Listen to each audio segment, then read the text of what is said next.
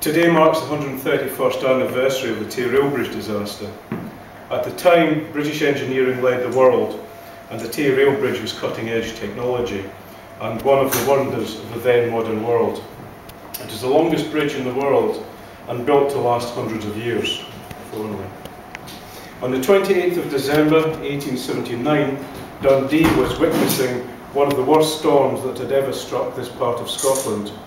A storm so great that the wind blew 3 loaded coal wagons 400 yards and took part of the roof off the wagon shed at the station. Eyewitnesses of the disaster even said that the wind was so strong that it hurt their eyes. It was into this storm that the Edinburgh train crossed the high girders in the pitch black of the winter's night. Just as the train reached the central section of the bridge, the storm seems to have reached zenith and the bridge collapsed, sending the train and its occupants into the icy depths of the Tay. It is not surprising that no one survived this tragedy. The shock waves of this major national disaster reverberated around the world. If it was not for the Tay Rail Bridge disaster, we would not have the fourth rail bridge that we all know and love today. So that is the one positive factor that came out of this tragedy. It has always amazed me that there has never been a memorial to the victims before. There are 2 small memorials to the loss of the bridge, one on either side of the Tay, but nothing to the victims. As a descendant of one of the victims and a relative of another, the disaster has always been mentioned in my family, and it's always been part of my family history. I can clearly remember the centenary of 1979. This caused a great deal of comment in the media and a great deal of interest amongst the people of the locality. And it's always surprised me that no one at that time thought about creating a memorial to the victims. Over the past 10 or so years, the thought of a memorial has been in the back of my mind. Every once in a while the design comes into my mind as well. I've also mentioned the idea to quite a few people over the years, and I've always found a universal surprise that there's never been a memorial to the victims. It was as we neared the 130th anniversary last year that I decided that something had to be done, and if no one else was going to do it, then it was up to me to start the ball rolling. A small mention of my idea appeared in the local newspaper, the Courier. That article prompted several people to contact me, including Councillor Fraser McPherson. The 2 of us had a meeting in February here in Dundee, and then in April a larger group of interested people got together. That meeting resulted in the formation of the Tay Rail Bridge Disaster Memorial Trust.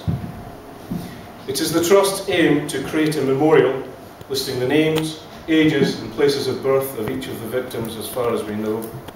We also plan to create a smaller memorial in Fife, which will be to commemorate the last point at which all of the victims were still alive. We also intend to create information boards on both sides of the Tay to give the story of the disaster and hopefully to give more details of the individual victims. We now have a website which went live recently, www.thetaymemorials.com, together with a Facebook page, the Tay Rail Bridge Disaster Memorial Trust. A bit of a mouthful, but it does what it says.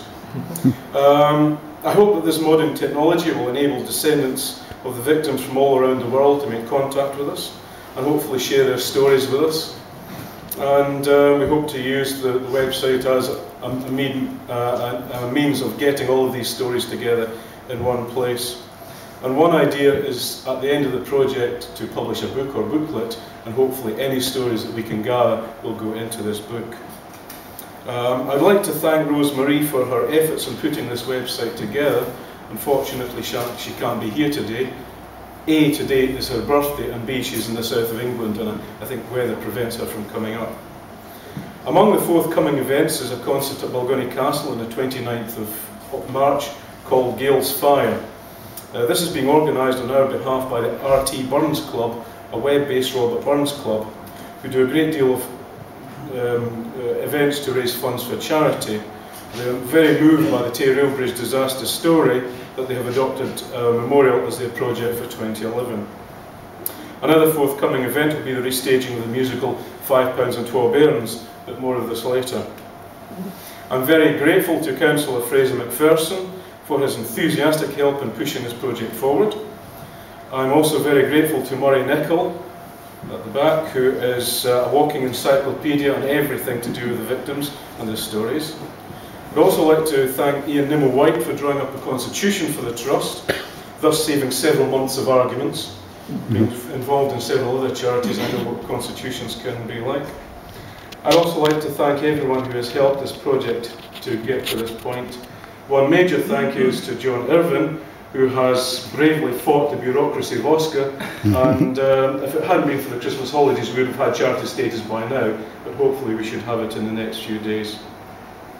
I'd also like to thank Mike Gibb, author of £5 and 12 Bairns, for his offer to restage his musical in order to raise funds for the memorial, and to thank the cast for their efforts. I'd also like to thank you for coming here this morning and for supporting our project. On behalf of the Trust, I'd like to thank the Lord Provost for hosting this reception for us, and finally I'd like to thank the McManus staff for their help today. Thank you very much.